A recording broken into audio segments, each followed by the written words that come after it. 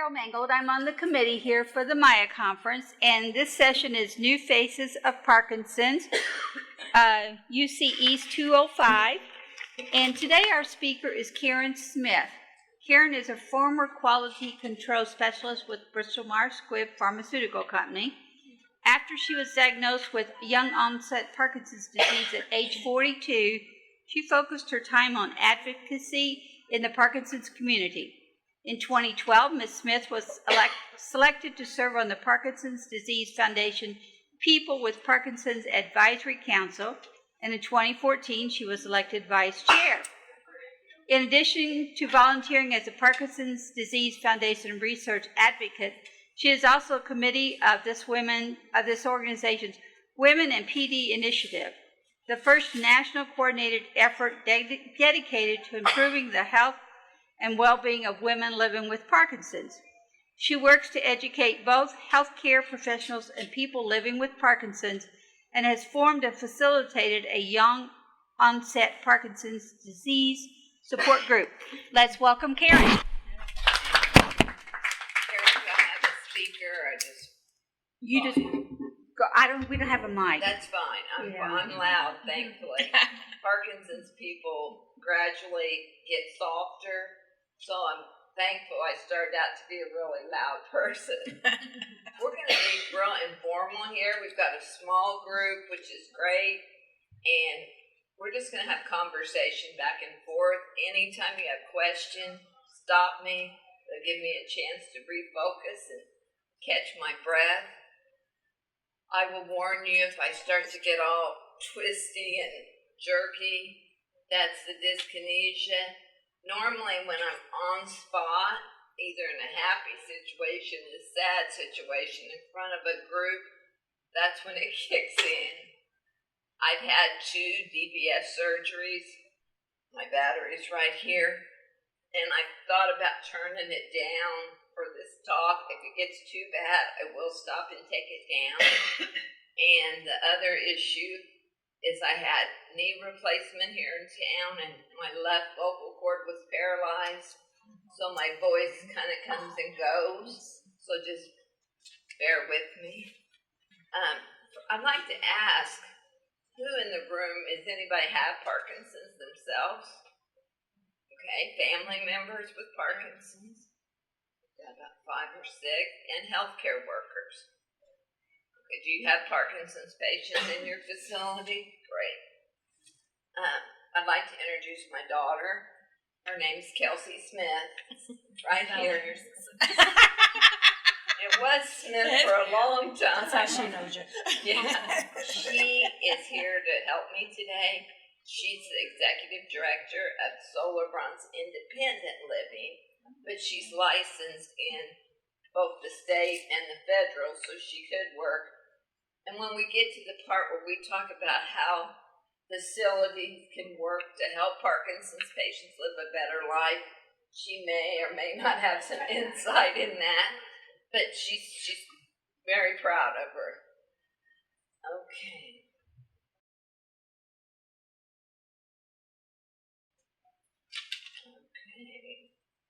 I thought the last speaker tied in real well with what we're talking about today. You know, it's a subject that's hard to encounter, but like for Parkinson's, when you can't swallow anymore, I don't want a feeding tube, but I don't think people in my family will be able to make that decision unless I've made it for them via advanced planning. So I thought, that's just great. I normally can talk about Parkinson's for hours, but sometimes, again, I'll freeze up, so I've got my notes for backup. I'm going to try to talk off the cuff. I think it's much more interactive and easy to listen to. One thing I'll talk about today is the cognitive issues that face Parkinson's patients. So if I slip or I can't remember a word, blame it on Parkinson's, not me. And I wanted to define a couple of acronyms I'll use today. PWP is person with Parkinson's, and that's kind of wordy, so PWP is quick, and PD PDF is the Parkinson's Foundation, where I've been fortunate enough to be a volunteer. So when I say PDF, that stands for Parkinson's Foundation. Well, I'd like to thank everybody for coming here this morning. And there was excellent selection, so I really feel honored you chose to come here. And I want to thank the university for inviting me to speak. I hope that at the end of this hour, you've learned a little bit more about Parkinson's and how people with Parkinson's can work with their support team, their care partners, their family members, and healthcare workers to work to create a plan for a better life. A lot of what I'm going to say this morning can be applied not just to people with Parkinson's, but to people living with a chronic progressive illness. So keep that in mind, because there's always certain universal truths that are consistent for anyone who's living with a degenerative disease. And I want to make sure everyone knows I have no medical training. Because of my involvement with PDF, I was very fortunate to attend a great amount of seminars, symposiums, conferences. I went to a telemedicine conference. I've been to several FDA panels. So I'm a lay person who happens to be very educated on the disease. But don't take what I say over what your doctor says. I'm still involved with PDF. I'm not on their advisory committee. My term expired, but I'm still involved. The only piece of medical advice I do give routinely is you see a neurologist when you have the disease. There's a subset of neurology that is called a movement disorder specialist. After they finish their residency training for the neurology, they take what's called a fellowship, which is additional training for Parkinson's. They are just much more knowledgeable of the disease, how to treat it, its symptoms. They know about current research and clinical trials. You know, a neurologist has to treat a huge range of issues. A movement disorder specialist is focused on Parkinson's and 2 other movement disorders. Unfortunately, we don't have one in Evansville. To the best of my knowledge, we've never had one. I started in Indy with a neurologist.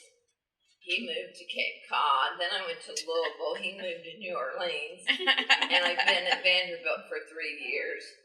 Hope I can stay because it's a large practice, so if my physician would leave, I have others to fall back on. Parkinson's Foundation, though, really, they pay for 150 neurologists who want to be movement disorder. They pay for 150 of them to take that training. It's a 2-year program, and they're guesstimating that they've reached 12,000 patients because of their investment.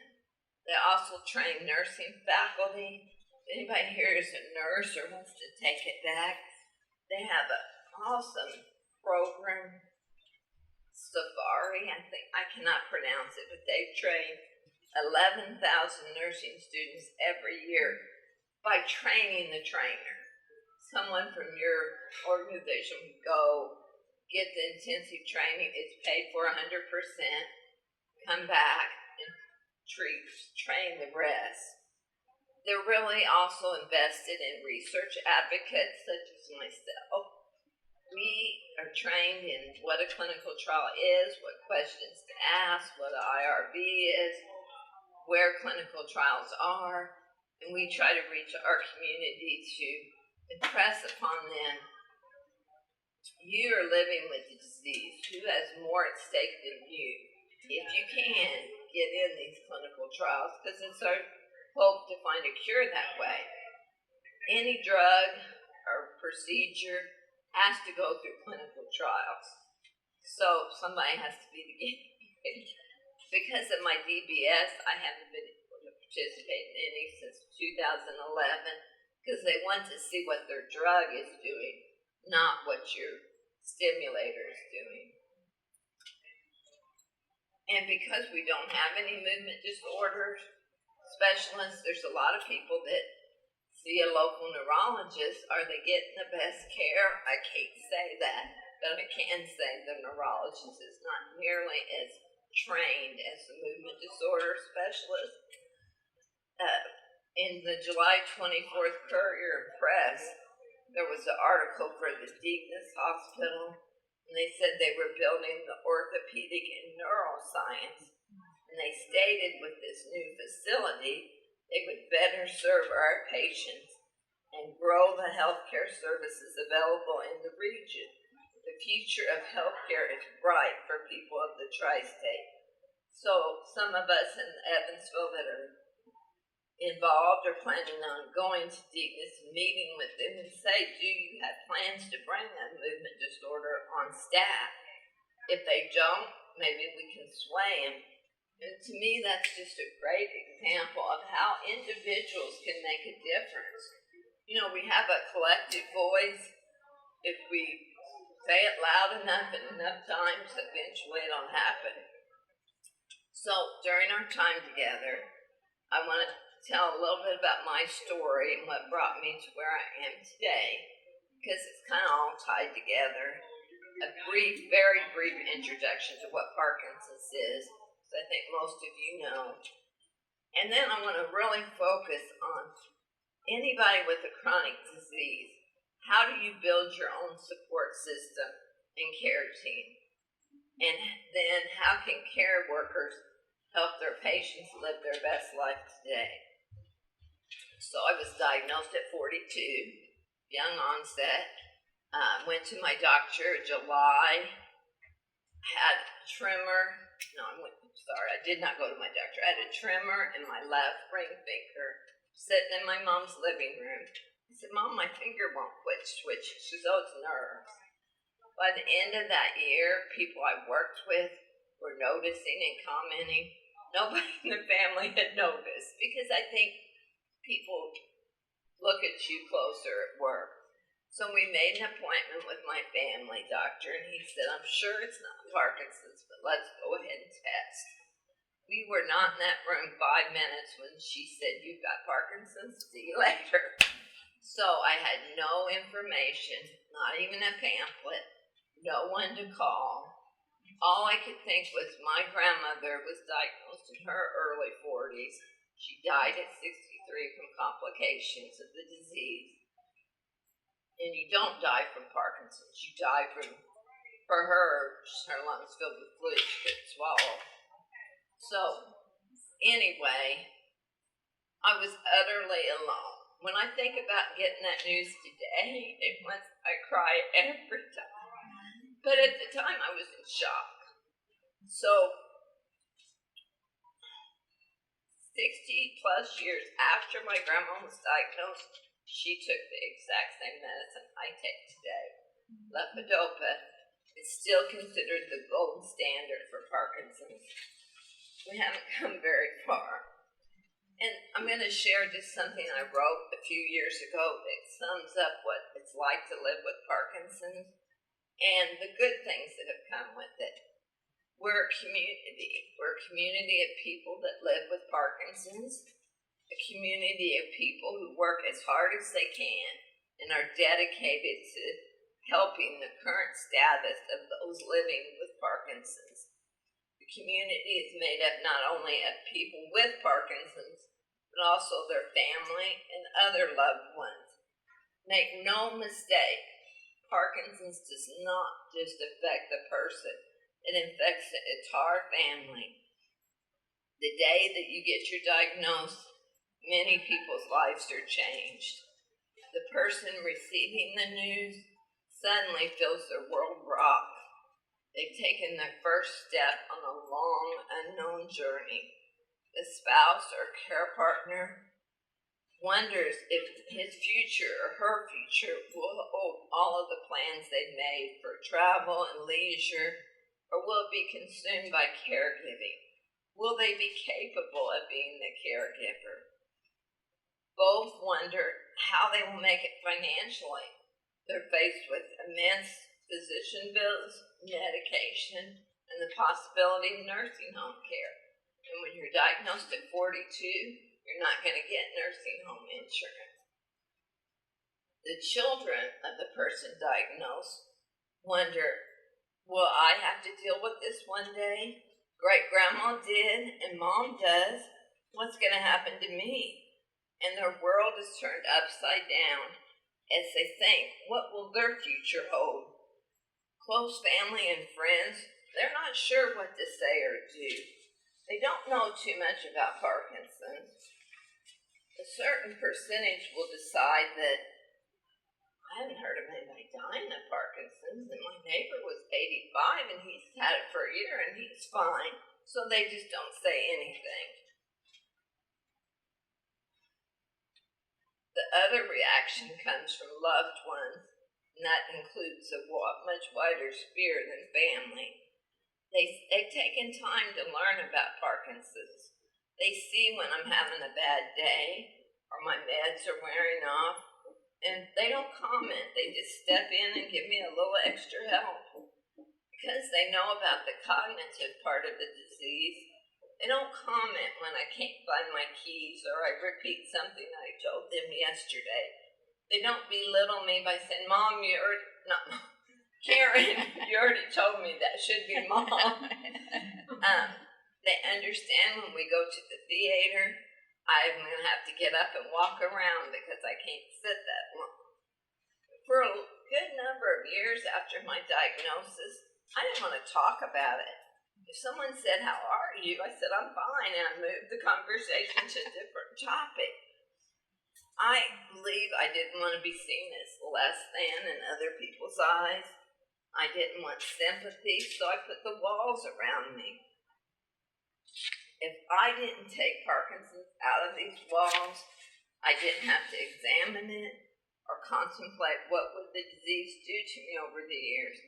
It really was a time of denial, anger, fear, and secrecy.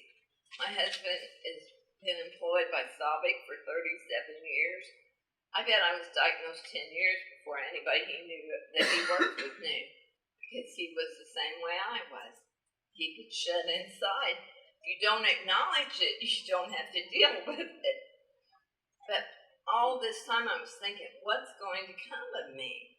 Only people I really felt comfortable with were other Parkinson's patients. Even best friends could come across as insensitive. There's this saying, no one really understands Parkinson's disease unless they have Parkinson's disease. But herein lays one of the biggest blessings of Parkinson's. My life has truly been enriched by the friends I've made over the years. Many of them will be my lifelong friends. They're who I call at 2 a.m. when sleep eludes me and demons invade my thoughts. They're who I turn to when I'm trying to explain how I hurt here or this symptom and people can't understand. They understand before I can even finish talking. They know what it feels to be in my body, and there's a great deal of comfort that comes from being someone who understands. And that carries across to all diseases, and I think could be applicable to healthcare fields. But friends come easy in the Parkinson's community. We just automatically let our guards down, and there's an easy understanding. I've never considered myself one that makes friends real quickly, but I have bonded with people who I don't have anything in common with other than our diagnosis. So I started to learn to accept living with Parkinson's and started to bring the walls down. I started feeling comfortable asking for help, and I knew by asking for help and saying I have Parkinson's, I was educating people, especially people who thought only old people get the disease. But Parkinson's may have stolen my ability to control my body, but it was time for me to take control of my life.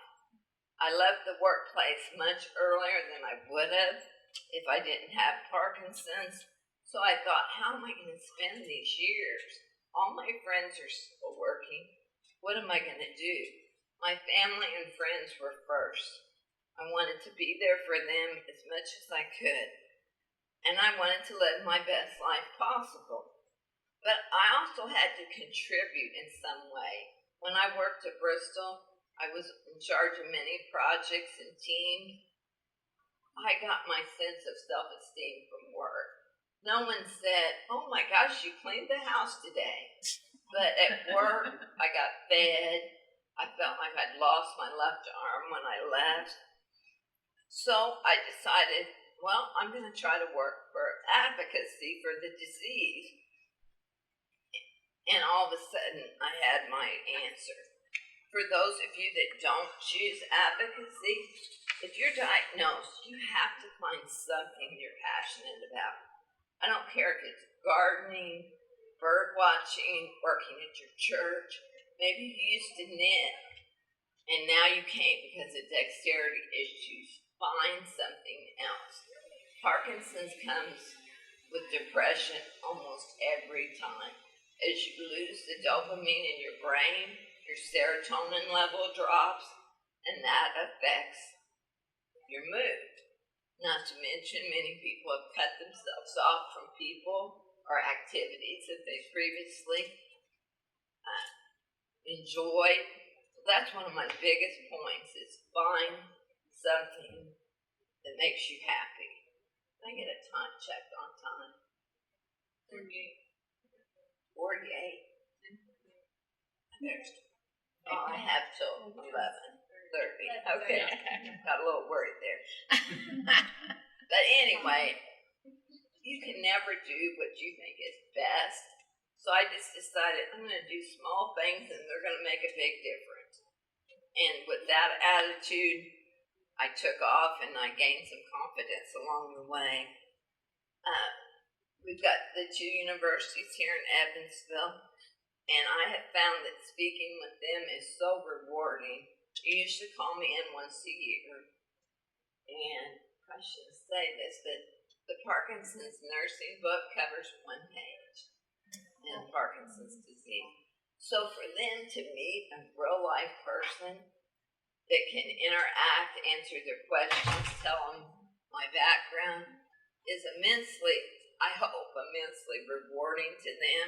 I've met with the pre-med also, and there I was able to say, you're going to be the person that's given this person a diagnosis.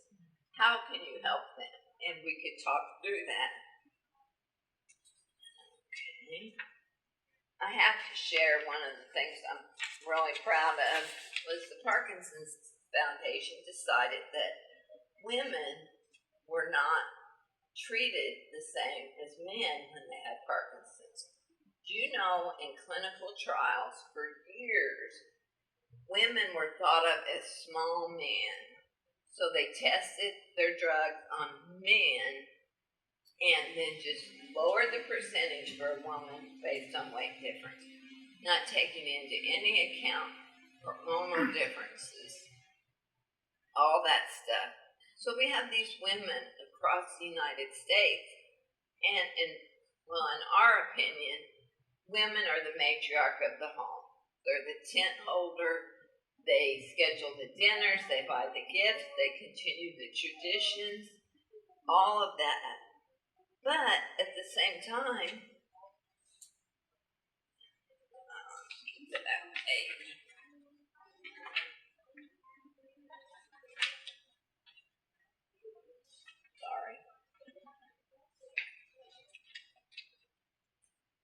Anyway, flip gears here. This is something I wrote a few years ago about how it is for a woman to live with the disease. Living with a chronic progressive disease is like walking a tightrope. Lean too far in one direction and your balance will slip. One side of the rope represents the you it's seen by the public. You're an adult child, wife, mother, breadwinner, etc. The other side of the rope represents the true you, a woman who's trying real hard to maintain the balance while still trying to take care of her own needs and wants. Keeping yourself straight on the tightrope brings a huge amount of stress. As women, we're accustomed to being all things to all people. Many times our identity and persona are so tied up in this superwoman image. So I would say to every woman, no matter what they're living with, be responsible for your own health. Don't rely strictly on doctors and meds, but on your own voice. Your priority has to change from fulfilling your Superman roles to what you need to do for yourself.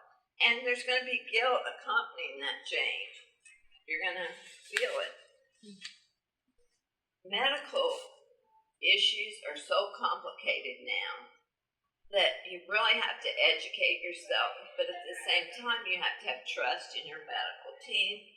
I trust my physician to know that she's up on the current meds, that she's going to tell me what to change, because I can only take in. Back when she talks to me, I started taping it on my phone because she's moved on to the third thing, and I'm still thinking about the first thing she told me. So back to the women in PD. They took 25 women from across the United States. We had 200 applicants. These women had to have proved that they were already leaders in their community. We brought them together in New Jersey last September and trained the trainer for 3 days. It was the absolute most fabulous time of my life. These women had had so many experiences that they used these past experiences to determine what they were going to do today because their lives had changed. We sent them out to their communities with a guarantee that within 1 year they would host some kind of event, whether it be weekly, yearly. It ranges widely in their own community. So the ripple effect is huge. We've got a book club that meets on the web, the yoga. I mean, I could go on, but that's where the PARG community enters. Okay, now let's talk a little bit about the disease. Does anybody want to say what they think Parkinson's is caused by? Okay, you are losing dopamine cells that live in your midbrain. By the time you've lost enough dopamine cells that you start having outward symptoms like a tremor or gait, you've had the disease 5 to 7 years. The mid part of the brain affects movement, coordination, reward, and addiction. It's believed that the part of the brain that's losing the dopamine is also your reward center. When you're first diagnosed, they typically put you on what's called a dopamine agonist. The reason they do that is if you take dopamine, everybody will have to at some point. Within a certain period of time, you're going to get twitchy. If you see people like Michael J. Fox withering, that's not the disease. That's the side effect of the meds. But if you don't take your meds, you can't put one foot in front of the other. So they like to keep you off of carbidopa, levodopa, which is a combination drug, as long as they can. So they're going to start you on a dopamine agonist. For some reason, the agonists really set off addictive type behavior in a percentage of the people that take it. The areas it seems to affect is gambling, sexual addiction, and shopping. Some people tell me I have shopping. I have a friend in South Dakota that never gambled a day in her life. Started on that med. She said, Karen, I'd get in the car, I'd be going to the store, and I'd look up, and I was at the casino. She lost a lot of money and had to go off the drug. But your dopamine is going to continue to get lower and lower as you progress in the disease. We don't know why those cells die. And the only real way to tell if you had Parkinson's is to have your brain autopsy.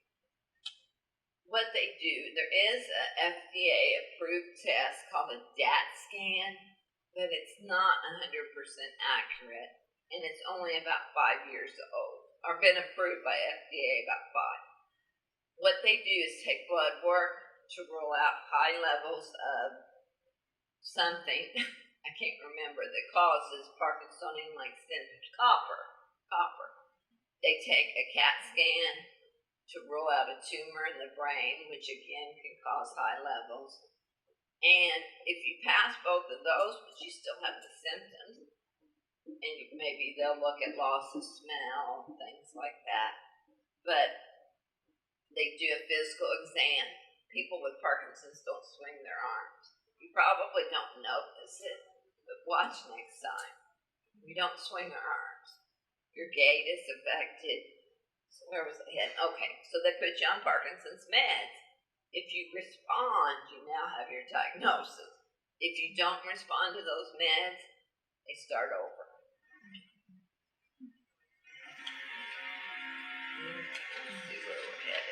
So is it generational?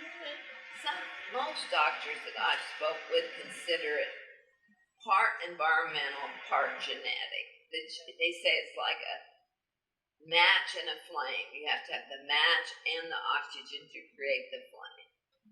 I had it tested, NIH, National Institute of Health, and they said, if you have the genetic link, we'll send you a letter.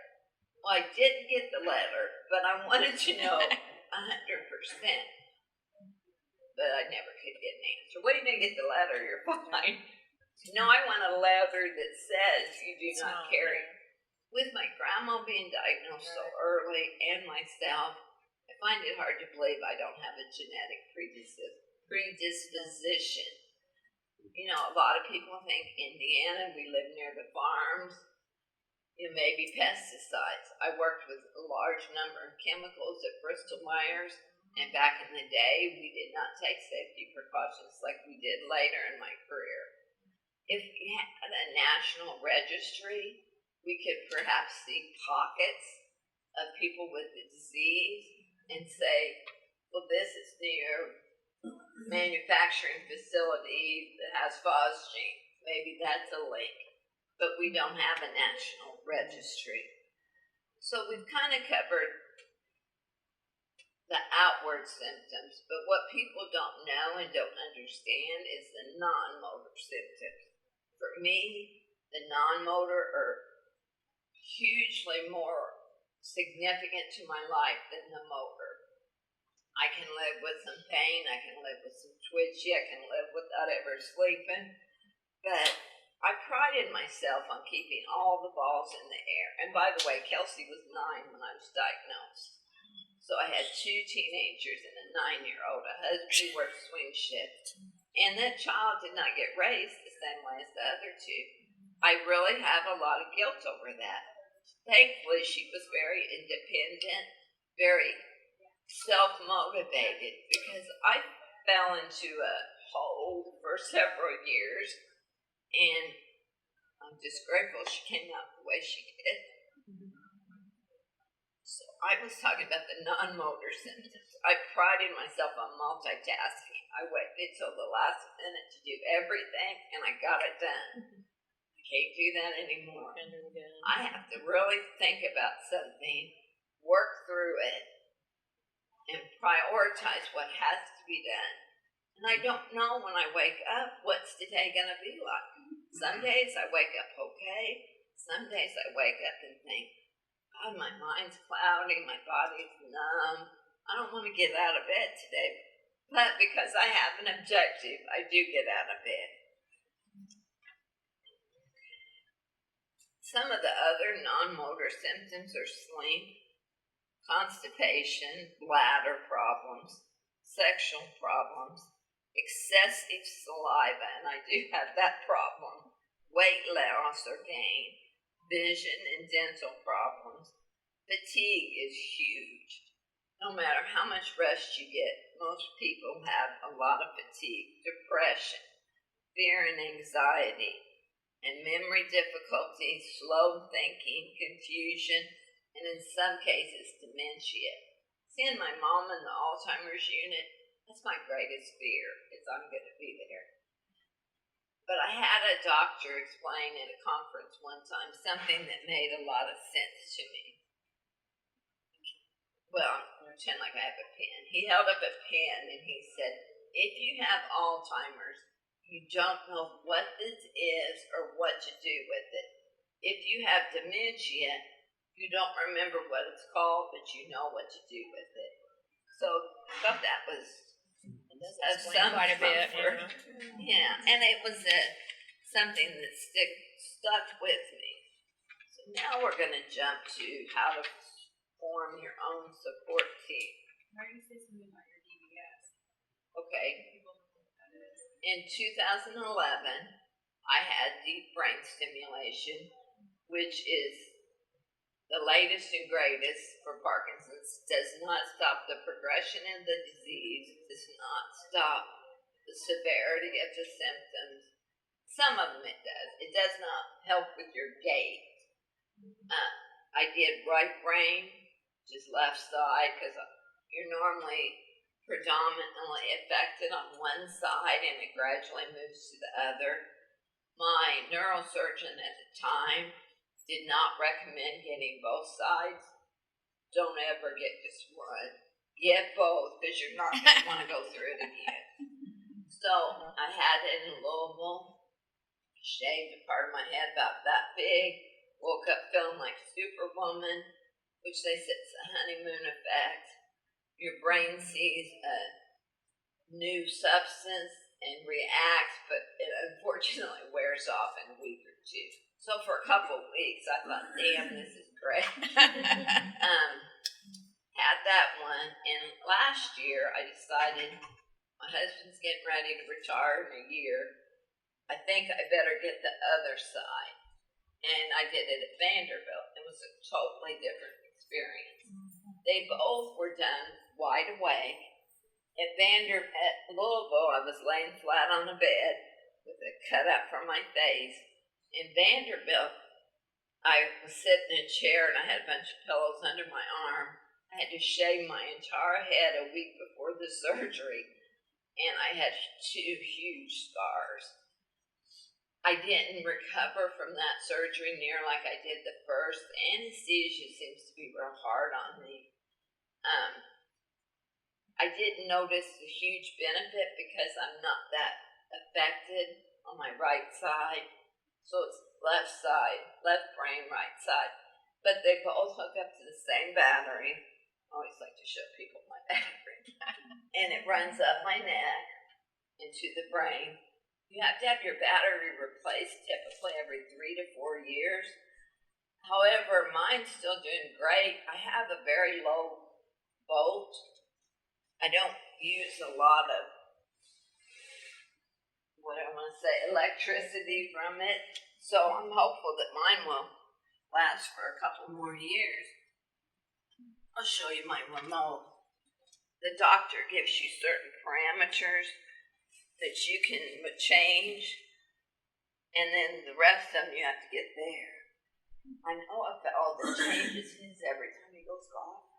He says it gives him a punch that he doesn't have. A better game. I never found that effective, but I do turn it down at times when I'm going to be on the spot and I think, I don't really want to get all jerky.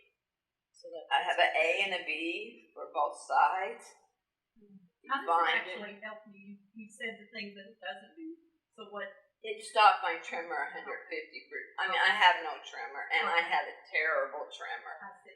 I decided that if I had to live shaking like this the rest of my life, was already starting to have trouble getting food to my mouth, then it wasn't worth it. I really went in fairly uneducated the first time, thank God, or I would have never done it. The second time, I knew a lot more and I was scared. It was a 6-hour surgery. The company that manufactures this is Medtronic, and they make a lot of other devices. We're in surgery. The room's ice cold. I'm looking around and the doctors are all chit-chatting about some restaurant. And there's a guy reading numbers, and they're trying to find the sweet spot. You're off your meds, your DBS on the other side's turned off. So when they reach the sweet spot, your tremors stop. My tremors will come back on the minute I turn that off. So they find, he's reading off all these numbers. Everybody's chatting, and I said, I don't think anybody's listening to you. And he said, the other doctors, oh, we're listening. This is old hat. But I looked at the Medtronics rep who's in the room. He's asleep. He has his laptop on his lap, and he's like this. And I said, is he asleep? And the doctor said, Aaron. And he woke up. So much for that. You only stay in the hospital 24 hours because they say with this kind of surgery, if you're going to have a problem, it's going to be within 24 hours. Now, I had to stay in the Louisville area an additional 24. And actually, at Vanderbilt, I had a lot of nausea and vomiting, so I stayed one extra day. Okay, now we're going to talk about your support team. First, your medical team. Yes? Can I ask you a question? Sure. You talked about dental problems. Yes. So are there things particular as far as dental problems with individuals with Parkinson's? I have never had the dental problems. I have had the vision. My vision has deteriorated very rapidly. Dental, all I know is because you have a device, you have to take an antibiotic because that will go to the weakest part. And there's a certain tool that they cannot use if you have a DBS when you get your teeth cleaned. So I'm not very informed on that. So your healthcare team or your support team shouldn't consist of just your doctor. It should be your physical therapist. I go to physical therapist almost year round because it keeps me from getting too knotted up. Physical therapist, occupational therapist, speech therapist. I've gone through the Big and Loud or the Loud program at St. Mary's, which helps you get your voice back. You go every day for a month, 5 days a week, and this is what you do the whole time. Oh, I'm not kidding, but it helps tremendously. And then I'd have to practice at home, and my husband would say, could you please do that in another room? It was much more difficult than you would have thought. So your medical team, they spent years learning their trade. They followed professionals who are experts in your field. I always consider myself the lead person on the team because that's how I am. But I also have trust in them. It takes a lot of my stress away knowing that they're giving me the best possible care. So how do you form your own support team? Some of us have family that are there every step of the way. They're supporting you. Some of you don't. Doesn't matter who's on your support team. It could be your family. It could be your next door neighbor. It can be your minister. Someone there to give you what you need, and you need support. Find whatever fits best for you. If you can, include your family in your support system, but it's not always possible. The roles and responsibilities and priorities that your family has known in the past may have shifted because of your diagnosis. In some people's experience, your family may continue to see you as you and have the same expectations, not realize things have changed. So we all hope for a better tomorrow, right? Whether we're sick or bad or good. So we think about we're individuals, we have a community behind us, and we can make that better tomorrow come sooner rather than later. You've got a diagnosis of this chronic progressive disease. You're on a shared path. We may vary in terms of our age and stage of life, how far we've progressed, when we heard the news. But once you hear the news, you're on a shared journey with each other. Take advantage of that. build other patients into your support team. They may not be going to the doctor with you or making your advanced care directive, but they're going to be there when you need them. Has anybody ever read Dr. Viktor Frankl? I love him. He was a neurologist and psychiatrist in World War II. And he said, everything can be taken from a man, but the last of the human freedoms is to choose one's attitude in any given set of circumstances, to choose one's own way. He was in the concentration camp. So you've got the power of choice today. You can choose optimism over despair. Until a cure is found, my future is going to include Parkinson's. It's not within my control, but it is in my control how to live with Parkinson's. You'll learn some important lessons down the path. You'll learn acceptance, optimism, and resilience.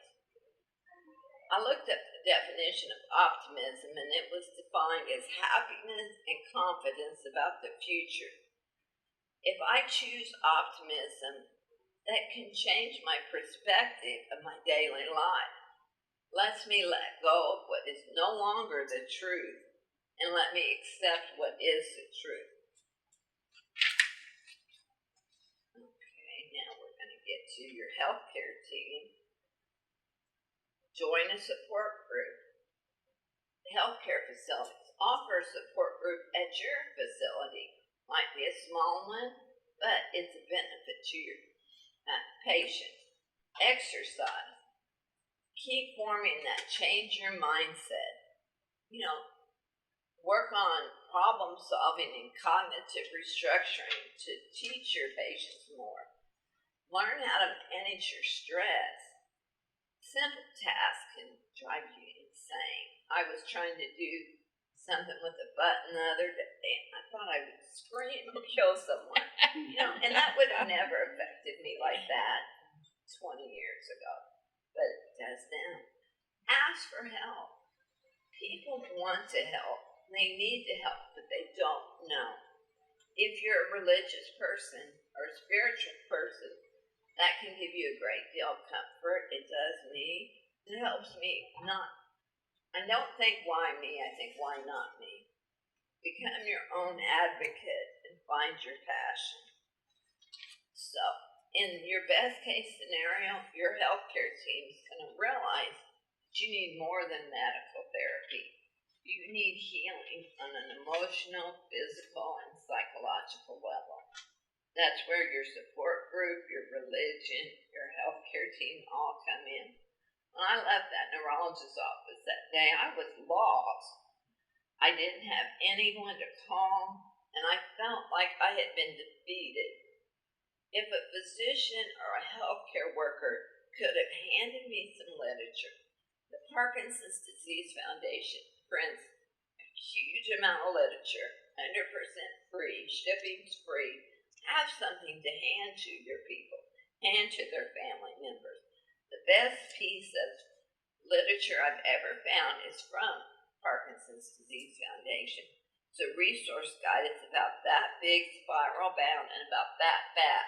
It lists every topic, the organizations that can give you the information, the websites, the phone number. It is, in fact, I meant to bring some. It's just wonderful. Maybe for your patients, you can give them a phone number. I've got a stack of business cards up there. I get about 2 to 4 calls a month. Whether I help them or not, it helps them just to talk and not for someone to understand. I don't mind it. I'd be happy to talk to anybody or any family members. If you have people with Parkinson's, think about having InService Training for your staff. You know what they say, you don't know what you don't know. I found when speaking at a nursing home, when you take your carbidopa, levodopa, you are not supposed to have protein for an hour before or an hour after, or you lose some of the efficacy of the drug. When you get up in the morning, take those pills about an hour and a half before it kicks in. Well, they were getting this patient up. giving him his pills, giving him his scrambled eggs and milk, which diluted it, and then taking him to physical therapy. Well, just by knowing that he shouldn't have breakfast with the meds or protein, that he needs time for that meds to kick in, all of a sudden he was helping dress himself. He was going to therapy and cooperating. Very simple things can make a big difference. I have a nursing home quiz that I like to give before and after. One of them is, do smoking and caffeine contribute to a lower incidence of Parkinson's? Now everybody's going to say no, but the truth is yes. There have been studies that caffeine and nicotine reduce. I'm not saying go out and take up smoking or drinking, but while we're talking about it, 2/3 of people diagnosed are men, 1/3 are women. Why, we don't know. So anyway, train your staff. Do you want to set up a buddy program? I'm sure there's people from the support group locally who would agree to meet with someone, maybe not on a long-term basis, maybe on a long-term basis. Get you a library. Let the family take advantage of it. I could recommend 15 or 20 books off the top of my head, because if you don't give your patients this support, they're going to be defined by their symptoms. If their symptoms aren't treated, they become their disease. Every day, every moment is determined by how bad their disease is that day. So always remember, you are not your disease. You're living with your disease means a focus that extends beyond symptoms. It's up to you what you do from here. You have to be your own strongest advocate. I'm going to close with a quote. Does anybody watch Amazing Race? Well, this was Amazing Race Canada. And in 2011, I saw this man speak and give this statement. His name was Tim A. He was diagnosed with Parkinson's. He won him and his son the Amazing Race Canada. He said to everyone in the crowd, whether you're the researcher, the healthcare professional, the family member, the friend, the person with Parkinson's, persevere. Our journey together may well be a long one. Don't give up. You never know what is just around the next corner. Never lose hope. Persevere. This race as well can be run. One. And that's what I have. What's my time? 10 minutes left. Questions, please. Why isn't there a registry? Pardon? Why is there not a registry? No money, the government will fund it. Now, if it's breast cancer, no, I shouldn't say that. It's not, even though it's one of the leading causes of death in the United States, it's not seen as a high priority. I think part of that is for so many years, the elderly people weren't given as much consideration, and it was considered a disease of the elderly. It's no longer true, but it's all about money. There's a Parkinson's Action Network I used to be involved with. They just joined together with the Fox Foundation, and they work strictly through legislation to try to get things like a registry. I found I wasn't good at speaking to politicians, so I got to a different field. So if we could get, and they take that information from Medicare records, or someone here knows more about that than me. How do they get to know who has what? Doesn't that come from your care records? So it seems like it wouldn't be that hard. What's the support organization like here in Evansville? I started that group, and after about 6 years, I've become pretty involved with the New York group. So I handed it to a very, very capable woman, Ann Byrne. She's a physical therapist at Easter Seals. That group has grown to 40 to 50 people. They meet at Deaconess Hospital actually it's the building like right next to Deaconess downtown where the mammogram place is. They meet really early because a lot of their elderly people don't like to drive after dark. They meet at 5:30, and in the summer winter they actually meet on Saturday morning. I can't give you I know it's a Tuesday, but I can't tell you which. It's called Deaconess, or I can give you Ann's number. And that information's in the Monday paper. Yes, They have it a list is. of the support The groups. support in groups the- list. that's true. Yes. They're going great guns. They just joined with the group in Louisville, Kentucky. They have a big office there, and I don't know how to describe it, but they provide a lot of services to Louisville. So they came under their umbrella. I'm not sure how that's going to work as far as dollars raised, but I have faith that they're going to handle it well. It would probably be like the Alzheimer's Association because we started locally here and we went under the Louisville umbrella. Okay. And Louisville funds us now over here. Okay. But Maybe. it'll probably work out good for Evansville. Yeah. If anybody wants literature from PDF, I can get it for them and give it to them. Yes, please. Do you have individuals in the group that have Parkinsonism? Parkinsonian-like symptoms? Correct. I don't know. I'm not currently real active in the group. I go from time to time. But I look at support as something that will help me. And right now, my 5 grandchildren are what gives me the most support. So I put them right up ahead. And my daughter. She doesn't have children. So I don't know. But, I think I mentioned babies born with Parkinsonian-like symptoms. They don't know if it's Parkinson's. And then there's also the Lewy body dementia. That is a variation of Parkinson's that is much, much more severe. Needs to be treated completely different. I don't know a whole lot about it. Any other questions? Yes. I see that the next hour, Tracy Gander did about boxing. Yeah. The repetitive movement, is that? Absolutely. Is that Repetitive movement in boxing and other activities, bicycling is wonderful. They've got a great program at the Y. Tracy's been very instrumental in making that succeed. I understand she just left the Y. Yes, she did. Yeah. She's But at anyway. the nursing facility now. Yeah, West River. But anyway, it's a great program. I had 2 knee replacements in the last 3 years, so I have not been able to take account of that. But any reciprocal motion, you got to remember right leg, left arm, and you would not believe how hard that is. Like in therapy, but that's what will retrain your brain to move better. I read where they were going to start some sort of dance Class, yes, and that's through the support group.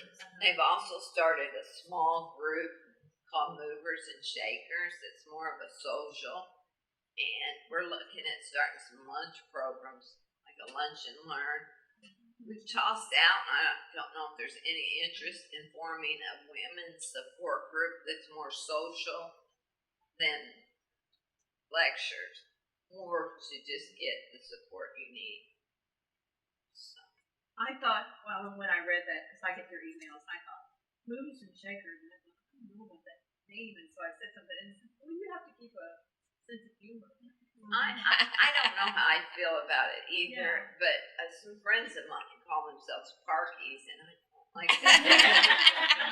And to be honest, at the Unity Walk, I ran that for 6 years out at Solar Front, and then I'm good at getting things started and handing them off after they're well established. They take a picture of the Parkinson's patients together, and I hate it. I feel like it puts me on display as being different. But yet I don't want to offend people by saying, no, I'm not going to be in the picture. But people feel differently about things. I mean, I don't hide it, but I also don't wear a badge on my head that says I have Parkinson's. Right. Other questions?